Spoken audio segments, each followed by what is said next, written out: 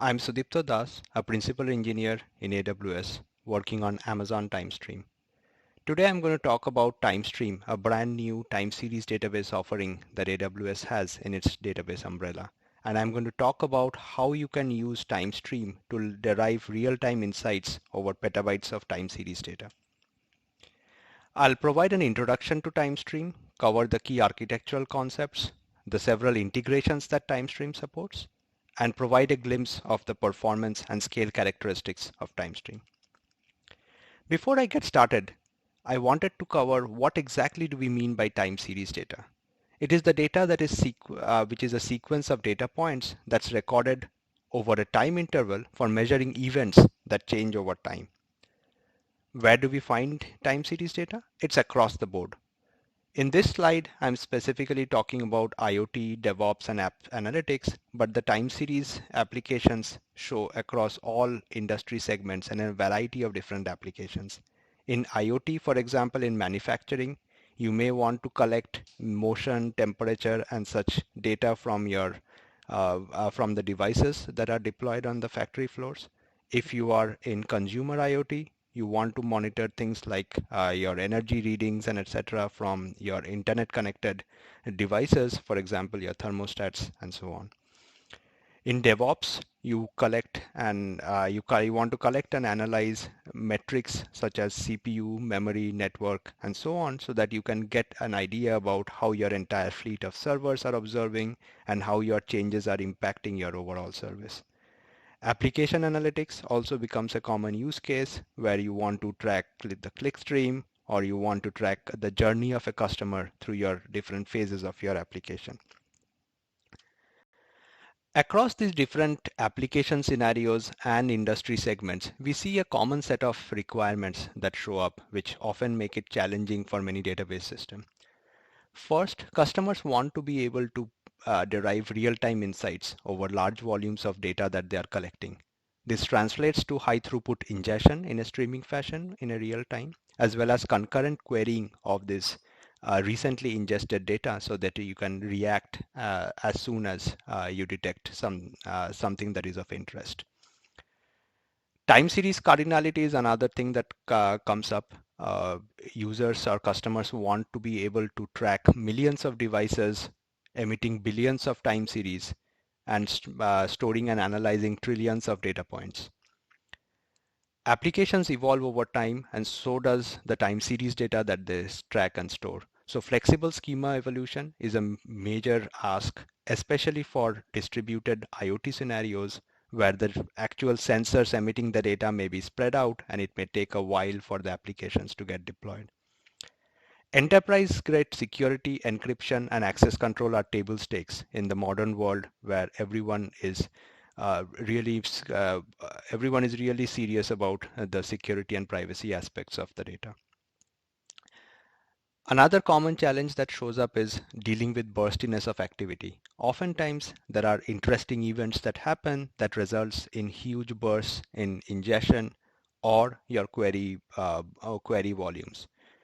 You want the system to be able to scale resources to meet these interesting events and also be able to scale as your workloads grow. To address these challenges, AWS designed TimeStream from the ground up as a purpose-built time series database that collects, stores, and processes your time series data. TimeStream is serverless, so it auto-scales, so there is no need to provision resources ahead of time. As your ingestion, storage, or query volume increases, TimeStream scales the resources appropriately. For time series data, the most recent data is often most valuable, but you also want to be able to preserve your historical data for ad hoc analysis, driving reports, or doing machine learning. So data lifecycle management and automated storage tiering is built into TimeStream. TimeStream supports flexible schema. So as a user, you do not need to predefine your schema or need to do specific DDLs to alter your schema. As your application and data evolves, the schema of the table automatically evolves.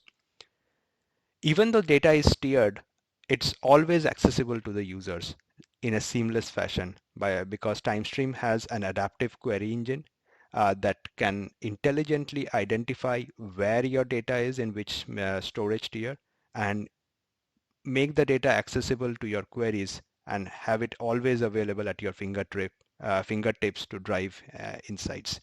It has built-in time series analytics and also supports a big subset of ANSI SQL functionality for doing advanced analytics. And TimeStream also has built-in abilities to integrate with a variety of different data collectors as well as other ecosystem components for visualization, machine learning, and so on to provide you a much complete experience on your time series data. So let me first explain how users interact with TimeStream. It's a database service, so users create databases and there are tables within the databases. But essentially these tables are mainly manageability constructs. Think of a table being an encrypted container to hold your records. You don't need to define any columns at table creation. The schema adapts over time as your application evolves. All you do is you define your access policies, you define your encryption keys, and you define the data retention policies for of how your data moves, how the data lifecycle happens, and how data moves between the different storage tiers. TimeStream supports two different storage tiers, the memory store and the magnetic store, and the user specifies how much data resides in memory store or how much resides in the magnetic store. For instance, you can have a table configured where you can have the most recent 1 hour of data in your memory store and up to 7 to 10 years of data in your magnetic store. TimeStream supports memory store retention from 1 hour to a year and the magnetic store retention from 1 day to 200 years. So you can desire to keep your data for however long you want. This is an example table to give you a glimpse of how the data looks in TimeStream. When you ingest data into TimeStream, you specify several attributes of the data points. Some of them, for example, region, AZ, VPC, hostname. These are called dimensions in TimeStream, and they identify the source from which the data is coming in. Then there is measure name, which is the actual measurement that you are tracking. For example, CPU, memory, network, and so on. Then there is the timestamp, which is in nanosecond precision, supported by TimeStream. Every data point in TimeStream has a timestamp. And last are the measure values that are the actual measurements that are changing over time. As you will see in this table, a time series is logically identified using these dimensions and a measure name. And what you are recording is the measure values changing over time. But from a logical model standpoint, every row in the table corresponds to a data point that corresponds to some time series in the system. This slide provides a high-level example of the query language. TimeStream supports a subset of ANSI SQL. It has a broad collection of scalar as well as aggregation functions. It has most of the concepts of ANSI SQL, including group by, order by. It supports multi-table and multi-database joins for deriving deeper insights across different types of data, and supports customized syntax to make your time-based processing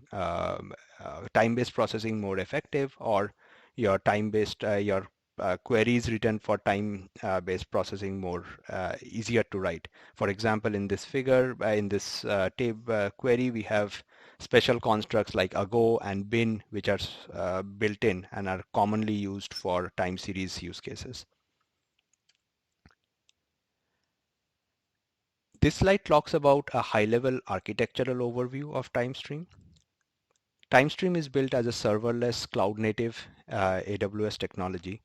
As users, you interact with TimeStream using two different SDKs, and you talk to two different endpoints. The TimeStream write, which supports your ingestion as well as your CRUD operations for creating and deleting tables. The TimeStream query, which supports your SQL-based querying. As a user, you create table, you create a database, you start sending data to TimeStream, and similarly, you start sending your SQL queries to TimeStream. Any kind of resource management, scaling is automatically handled by TimeStream. As you can see in this figure, TimeStream allows or supports a completely decoupled architecture where your ingestion, storage, and query layers can scale independently depending on the resource requirements. TimeStream is designed to be highly available.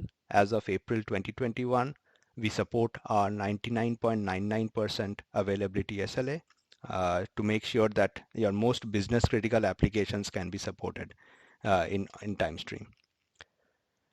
It is built to support high throughput auto scaling ingestion. The most recent data lands up in the memory store. Even though it's called memory store, the data is durable before TimeStream acknowledges a write. The data is replicated across multiple availability zones to ensure that TimeStream can deal with a variety of failure modes while making sure your data is durable and highly available. Deduplication is automatically handled. So if you have issues in your application resulting in duplicate data, TimeStream will automatically detect and remove those duplicates. And again, because it's serverless, no need to provision or configure resources ahead of time. The multiple storage tiers is already built into TimeStream. The memory store is optimized for fast point-in-time queries and supports high throughput durable ingestion. The magnetic store is a cost-optimized long-term storage which is optimized for high-performance analytical queries to allow for your historical analysis, dashboards, and machine learning requirements. TimeStream also has a built-in scalable query engine. It's an adaptive query engine that allows you to seamlessly query data across the storage tiers without having to worry where the data is. TimeStream does not require any indexes to be built, so it automatically indexes data, it automatically partitions it, spreads it across the different resources that are there, so that everything automatically scales. The query language supports multi-database and multi-table queries for allowing deeper insights, and it also does the entire resource management and provisioning and scaling of your queries depending on your workload characteristics. So no matter whether you are executing real-time alerting queries that finish in hundreds of milliseconds or analytical query that are analyzing terabytes of data, TimeStream will allocate the resources based on the query's requirements. The larger the amount of resources the query needs, the more data it scans, the more resources that get allocated to the query. TimeStream also supports a variety of different integrations. For example, if you are in the DevOps space and you are using existing data collection systems, for example, through Prometheus or with Telegraph for InfluxDB, there are built-in adapters or agents that can work with these data collection agents to allow you to send data to TimeStream. And once the data is in TimeStream, you can use the AWS console as well as many of your favorite tools to query and visualize data. For example, TimeStream has built-in integration with QuickSight for visualization, SageMaker for machine learning, Grafana, which is another popular time series visualization tool. TimeStream also provides a JDBC driver so that you can use it with any application that communicates with a database using JDBC. There are similar integrations supported for IoT, where TimeStream allows integrations through IoT Greengrass, Lambda functions, or through connectors using IoT Core, Amazon Kinesis for Apache Flink, as well as through AWS Lambda. And again, once the data is in TimeStream, you have the ecosystem support with all your visualization and machine learning requirements. So let me talk about some of the performance and scale characteristics of TimeStream. As you can see, the overall service was designed to scale. To illustrate some of these scaling properties, we take an example DevOps scenario where we are monitoring metrics from a large fleet of servers. Assume there are millions of devices that are deployed across the entire fleet, which is emitting terabytes of time series data per day. And there is real-time continuous ingestion and querying happening where the latest data is being ingested and the real-time queries are being run to identify any anomalous behavior, get overall service trends, as well as perform historical analysis. There is a blog post that we have published that has the details of this overall scale numbers. I have a URL here in this slide. You can also search for it through your favorite search engine using the title of the talk. To demonstrate the scale, we use three different scale factors for this example application. The smallest scale factor, we are tracking about 100,000 devices emitting about 2.6 million time series and an average ingestion volume of 13 megabytes per second. That translates to about 1 terabyte of data per day. At the largest scale, we have 4 million devices emitting 104 million time series. That translates to 257 megabytes per second of ingestion, or 21 terabytes of data per day, or 7.7 petabyte of data per year. So as we go from these different scale factors, we are ingesting somewhere between 156 million to 3 billion data points per hour, and somewhere between 2.6 to 104 million time series are under management in the system. We use three different query types that we usually see among our customers. The lightweight alerting queries, find me the hosts that are above a certain level of utilization to figure out, or find me the significant GC pauses. There are slightly more expensive dashboarding queries, which give you better fleet-wide analysis as well as data for your historical usages, as well as analytical use cases driving deeper analysis or machine learning use cases. Q1 and Q2 are lightweight queries. Q3 and Q4 correspond to these medium weight dashboarding queries, and Q5 and Q6 are the analytical queries that often end up scanning terabytes of data. To simulate the scale, we have hundreds of these concurrent queries running parallel to continuous ingestion. In this graph, we see the latency as observed by these queries. The x-axis, each cluster of graphs corresponds to the different scale factors. The different bars correspond to the 6 different queries from Q1 to Q6. And the y-axis is the query latency, the time observed by the clients from sending the query to receiving the last byte of result. And it is in seconds, where the y-axis is in a logarithmic scale. As you can see, TimeStream, even when managing terabytes or petabytes of data, for the cheapest queries, TimeStream gives you interactive latencies of the order of a few hundred milliseconds to a second or so. Dashboarding queries can be sub-second to single-digit seconds, giving you snappy dashboards, and you can analyze terabytes of data in the matter of tens of seconds, so that you can also get deeper insights. And essentially, in addition to the interactive query latency, the other aspect that is also visible is the data scaling characteristics of TimeStream. For example, if you see across these the latency numbers, the latency is unchanged for some of these queries, or in some of the more expensive queries, we see about a 3x increase in latency, even though from the small to the large scale, we have increased the data size by 22x. So this is a case where the system automatically allocates more and more resources to run these queries distributed over a large fleet of servers to give you good latency characteristics even as your data volumes increase. So this brings us to the overall conclusion. As I talked about throughout the slide, TimeStream is a fast, scalable, and serverless time series database. It's serverless and it's easy to use, so you don't have to manage resources or don't have to provision ahead of time. It's cost effective by you only pay for what you use, and it also simplifies data lifecycle management so that you can optimize your storage costs. It allows you to ingest trillions of events daily, and the adaptive SQL query engine provides fast near real-time querying to provide you deep insights. It has built-in time series functions for meeting your advanced analytical requirements, and it is secure from the ground up, where all the data is encrypted in flight and at rest using the customer managed keys stored through AWS key management service. So if you find this interesting, come give this service a try.